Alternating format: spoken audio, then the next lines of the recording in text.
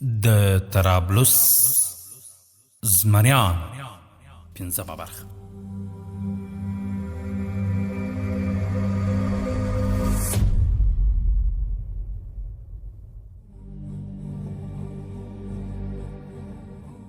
د ایمان، جهاد او حریت داستان.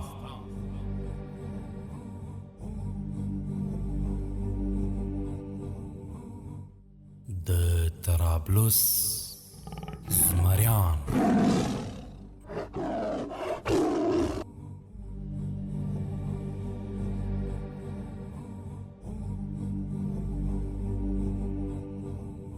د حق، عزت او ازادۍ جګړه.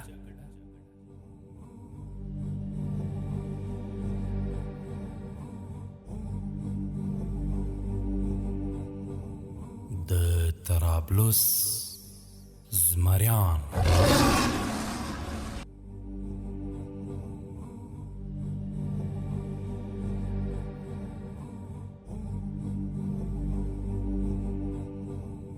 د وطن، ایمان او تاریخ زمریان.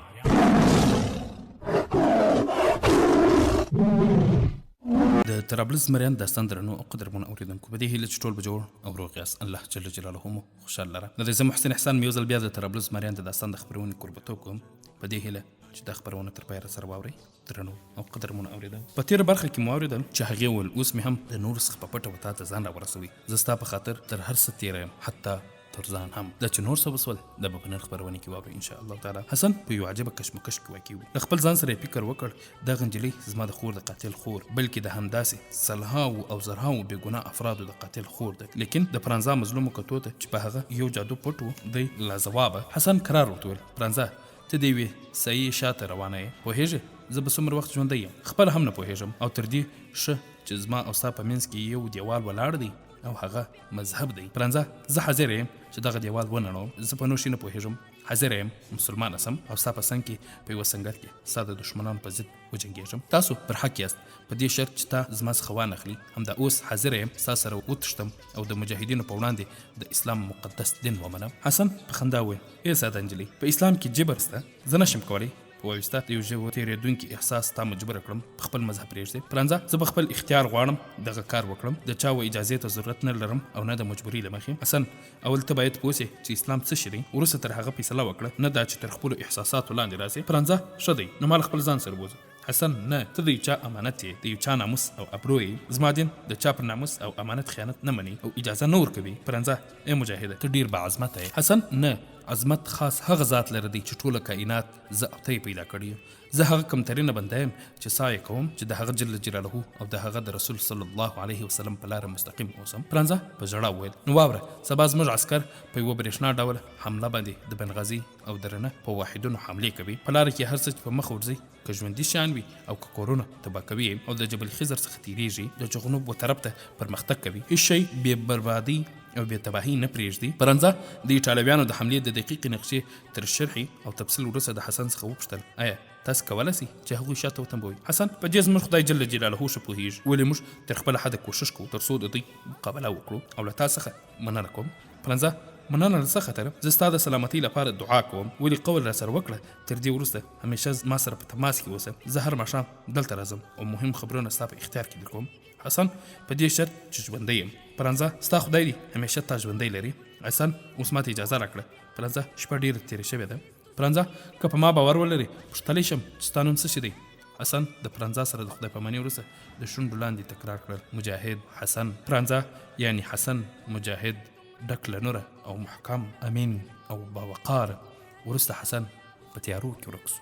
یم فصل د خپرونې درنو او قدرمنو اوریدونکو، عمر مختار په دې وخت کې په کفره کې و او د ایټالوي یرغلګرو پر ضد د مسلمانانو مجاهدینو لوی لښکر تیار کړی و او اوس هم د هر کونج او کنار څخه د ځوانو مجاهدینو ډلې راتلې او د حق او جهاد تر بیرغ لاندې په رهبرۍ د عمر مختار جمع کېدلې. د ساشت وخت و، د عمر مختار شاوخواو ته ځوانانو او سپین ږیرو او ماشومانو حلقه وهلې وه او په مقابل اتا کې دغه رنګه مسلمانې ښځې هم راټولې سوي وې او د خپل محبوب لارښود و بیانو ته یې غوږ نیولی و چې ویل اسلام د علم پر زده کړه د دې خاطر ډیر زور لګولی دی چې انسان بې له علم څخه نه خپل ځان او نه هم خپل خدای پیژندلی سي او نه هم خپل حق بې له علمه نه د دین اصول پیژنو او نه د دین فرضیات. خدای جل جلاله کله انسان پیدا کړ شعور ذهن او حافظه یې ورته ورکړل، همدا ډول یې ورته د عقل نعمت هم ورکړ چې د دغه نعمت الهي په واسطه وتوانیږي د آرامۍ او ازادۍ ژوند وکړي او د ښه او بد د مفید مزر فرق وکړي، حق له باطل نه جلا کړي.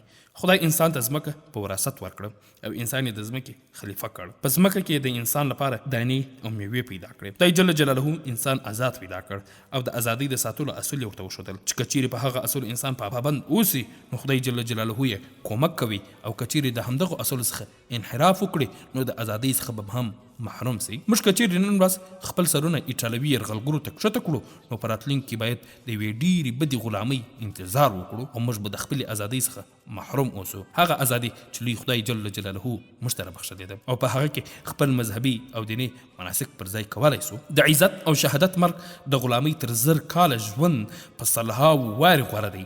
هغه کسان چې د خدای په لاره کې جهاد کوي او بیا په شهادت رسیږي هغه د خدای د دې آیات مصداق ګرځي چې وایي ولا تقولوا لمن يقتل في سبيل الله اموات بل احياء ولكن لا تشعرون. دا د لوی خدای جل جلاله وعده ده، څوک چې د خپل دین د ازادۍ سودا کوي د ذلت او ګمنامۍ په تیارو کې ورکیږي او په دنیا او آخرت کې رسوا کیږي. موږ مسلمانان یو او په دې باور یو چې کوم کسان د خدای په لاره کې وژل کیږي هغه شهیدان دي او شهیدان تل ژوندي وي. ایټالویان غواړي چې په طرابلس کې د دین او ازادۍ شمع ووژني، ولې خدای جل جلاله په خپل ښکاره او مبین کتاب کې وعده کړې ده چې د آخرت تر ورځې به د قرآن او د اسلام د مقدس دین ساتونکي وي. انا نحن نزلنا الذکر وانا له لحافظون. نو ای د طرابلس مجاهدینو د عزت مرګ غواړئ که د ذلت او غلامۍ ژوند؟ اوس لا اختیار لري. زه غواړم د طرابلس فرد په دې لاره کې لوبېدونکی او قرباني ووینم. څو لحظې مطلق چوپتیا حاکموم. ناببره 2 معصوم ماشومانو له خپل ځای څخه په پورته کېدو سره د عمر مختار خواته وځغاستل او یو له هغوی څخه چې جنید نومېدی په لوړ آواز وویل محترم استاده زه کولی سم جهاد وکړم او کولی سم په توپک پیر وکړم. جنید 8 کلن و مګر رابعې نارې کړې نه معظم استاده دی لا تر اوسه ماشوم دی، زه به جبهې ته ولاړه سم جهاد به وکړم تر څو د خپل پلار په څیر شهیده سم. زه 10 کلنه یم. عمر مختار په داسې حال کې چې دغه دوه مچول او سترګې له اوښکو ډکې وې ویل سبحان الله زه څومره د طرابلس د آینده څخه مایوس یم. یو عمر خوړلی او ضعیفه سپین ږیري د خلکو د ټولۍ څخه ولاړ شو او وویل زموږ مجاهد رهبره آیا پر ما اعتماد نه لري؟ ما مخکې لا د خدای په لاره کې د شهادت ارزو کړې ده. عمر مختار وویل کاکا اعتماد در باندې لرم لیکن د بیعت نوي کول بد کار نه دی. په همدې خبر کې بوخت و چې د آس د سمانو غږ له د باندې واورېدل شو چې په سرعت د دوی طرف ته را روان. آسپور خپل آس تر هغه تعمیر د باندې وتړی چې مختار پکې موجود و او په تلوار او تاک داخل شو او ویل السلام علیکم معظم رهبره ما وتا ته یو مهم پیغام راوړی دی. وروسته یې والي پاپا چې سر یې تړلی و عمر مختار ته وسپاره او خپله چوپ ودرېدی. وعلیکم السلام ای ابراهیم کښېنه. لیفافه یې خلاصه کړه د هغه مضمون یې په دقت ولوست او وروسته تر مطالعې په خندا وویل یحیی خدای یو ځل بیا موږ د شهادت په مرګ نازوي. ایټالوي یرغلګرو ډېرې سختې حملې د مجاهدینو پر مرکزونو شروع کړي دي او پر موږ لازمه ده چې د مجاهدینو کومک ته ورسو. وروسته یې فورا مجاهدینو ته د تیاري او حرکت امر وکړ تر څو چې په سنګر کې د راګیرو مجاهدینو سره مرسته حاضر سي او د الله اکبر په کفر لړزونکو ناروې خپل درس ته خاتمه.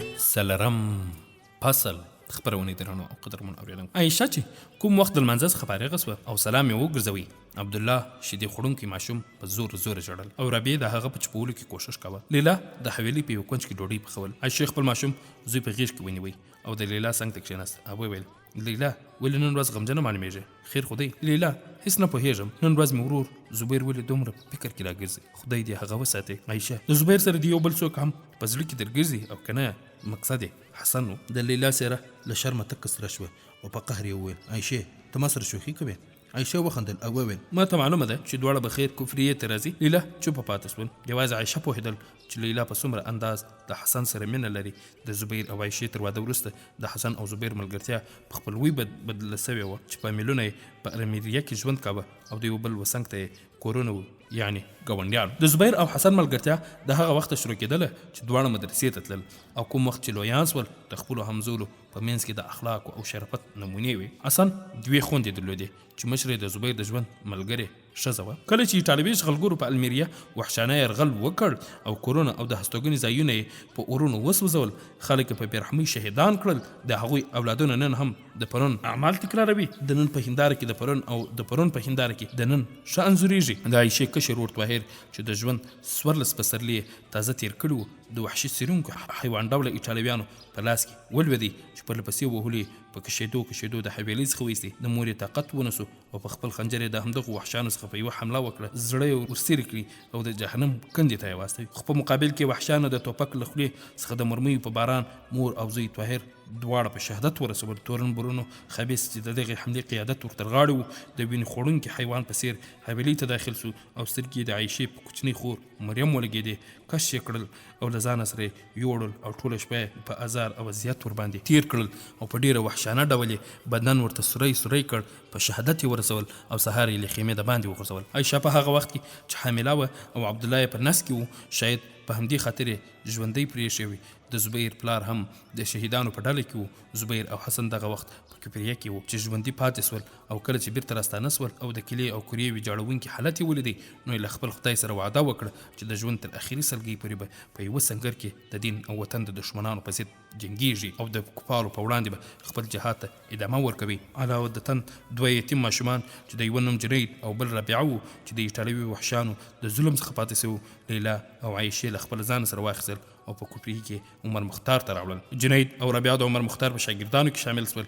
دغه 2 یتیمان ذهین وو. عایشې د دغه 2 ماشومانو په روزلو کې هیڅ ډول سستي ونه کړل او د خپلو اولادونو په څېر یې ورزل او د هغوی په څېر ورباندې ګران وو، ځکه پوهېدل چې د ازادۍ د لاسته راوړلو لپاره زیاتې قربانۍ ته ضرورت شته. او په دې هم پوهېدله چې ډېر ژر به زبیر او حسن هم شهیدان سي او وروسته د مرګونو او قتلونو تر منظرو چې عایشې په خپلو سترګو لیدلې وې له هیڅ شي څخه نه بیرېدله. په همدې او همدې ته ورته فکرونو کې غرق وه چې جنید د کور د دروازې څخه کور ته راننوتی او ناره یې کړل، ورېنداري موږ به ډېر ژر د زبیر ورور سره ولاړ سو. عایشې په لوړ اواز ویل، جنیده عقل دې په سر کې سته؟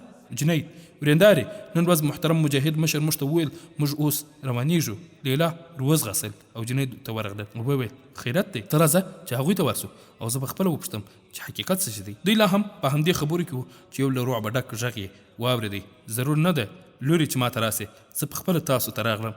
دوی چې وکتل عمر مختار د دروازې څخه د دوی و طرف ته روان دی. عمر مختار زیاته کړه، جنید رښتیا وایي. همدا لږ ګړی مخکې یو مجاهد ځوان خبر راکړ چې ایټالوي یرغلګرو د مجاهدینو پر سنګرونو یوه ډېره لویه حمله روانه کړې ده او موږ به ډېر ژر د خپلو مجاهدینو ورونو د کومک لپاره ورسو او زه غواړم تاسو جغنوب ته لاړ شئ، ځکه فعلا اوضاع هلته آرامه ده. زبیر او حسن هم هغه ځای ته نږدې خپل مرکز نقل کړی دی. لیلا او عایشې دواړو ور وزغستل او د خپل عالي قدر مجاهد رهبر لاسونه یې ورمچ کړل او په ډېر ادب یې وویل، ډېر ښه معظم رهبره، موږ آماده یو، تاسو اتاق ته تشریف یوسئ چې تاسو ته چای آماده کړو. عمر مختار نه لوړ، زه ستاسو د مجاهدو ورونو په تیاري او د مهماتو په آماده کولو بوخت یم. تاسو زحمت مه کاږئ، صرف د حرکت لپاره تیاري او زما د امر په انتظار اوسئ. او وروسته له حویلۍ څخه ووت. د بلې خوا مجاهدینو د شپې پر رسېدو سره بې له وقفې د خندق په کښلو لګیا وو او خندق هم کافي اندازه ژور سوی. زبیر خپلو طرفونو ته وکتل او مطمئن سو. د غره څوکې د یوې وروونکې لاوې په څېر ولاړې وې او د هغو په منځ کې یوه تنګه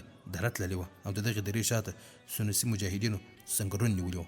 کوم وخت چې د خندق د ایستلو څخه فارغ سول، سر یې د خرما په شاخونو او پاڼو او ریګ باندې پټ کړي په ډېر دقیق ډول چې بغیر له دې څخه ورباندې څوک نه پوهېدل چې دلته خندق دی او که عادل لاره ده. د دغې درې په خوله کې یو پراخ ریګستاني صحرا وجود درلودی او په 100 کیلومتري فاصله کې د ټوپیو نسبتا لوړ ریګ واقع و. د شفق اثار د اسمان له څنډو څخه ښکاره سوي وو. د مجاهدینو آمادګۍ د زبیر او حسن زړونه قرار کړي وو. په ټولو ورودي لارو د مجاهدینو سنګرونه نیولي وو او د قومندې ورکولو ته آماده او سترګې په لارو. زبیر چې کوم وخت د خندق د څنډې راولاړ شو، په نظرمندانه ډول یې مخ حسن ته کړ او وویل، زه په پوره ډول آماده یم. حسن صحیح ده، کوم وخت چې دشمن ووینم تاسو ته به اشاره وکړم او بې له زما له اشارې څخه یو کس هم یو دانه مرمۍ ونولئ. زبیر ته مطمئن اوسه، حارث ورور مې د خپل ګروپ مسؤل ټاکلی دی او هغه د خپلو تجربه کار ورونو سره ستاسو د قومندې لپاره تیار او آماده دی او په هغه میانه څوکه کې د غرې سنگر نیولې دي. د طرابلس زمریان داستان درنو او قدرمن اوریدونکو د چې نور څه وسول دا به په راتلونکي خبرونه کې واورو ان شاء الله تعالی. د خبرونه ما محسن احسان چمتو او تاسو ته وړاندې کړل. در بیا تاسو په درنه حضور کې حاضرې تاسو ټول پر الله جل جلاله سپارو. السلام علیکم ورحمت الله وبرکاته.